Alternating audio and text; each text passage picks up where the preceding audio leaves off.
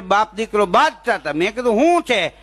તો એનો બાપ કે આ મારો દીકરો છે મગન, એનું હક પણ કરવું છે, કે મારે છોકરી જોવા જવું છે। તો મેં કીધું હવે બધાય જાય છે તો મગન ભલે ને જાય। મને કે તોતળીઓ ગુડાણો ઈ જોવા જાય ને બોલે તો હક પણ ન થાય। મેં કીધું મગન તારા માટે ના પાડે, તું તોતળીઓ છો, જીભ જલાય છે, તું તોતળું બોલ ને હક પણ ન થાય। મને કે હું માલું ખલાપ કરું ઢીલુભાઈ, મને હળપ કહી લે તોય ન બોલું, પછી ક્યાં વાત છે? બાકી જોવા તો જવું જ પડે, નકર બટકાવી દઈએ।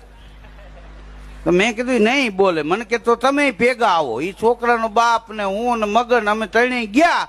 તો રસ્તામાં મને કે કદાચ અગત્યનું કાંઈક એવું લાગે તો હું ગાયને સંભળાવું તો હાલે। મેં કીધું ગાયને સંભળાય તો ખબર ન પડે તોતળો સોતી।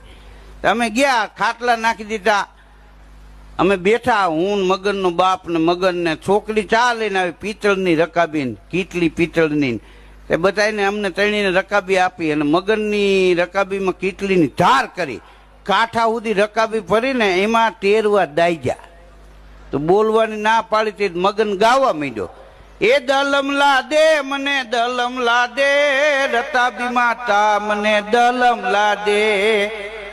મેં કીધું હવે આનું શું કરું? ત્યારે છોકરી ગાવા માંડી, હાથમાં છે રતાબીને એમાં છે તી, ઓ મારા મદન તું ફૂટ મારીને પી,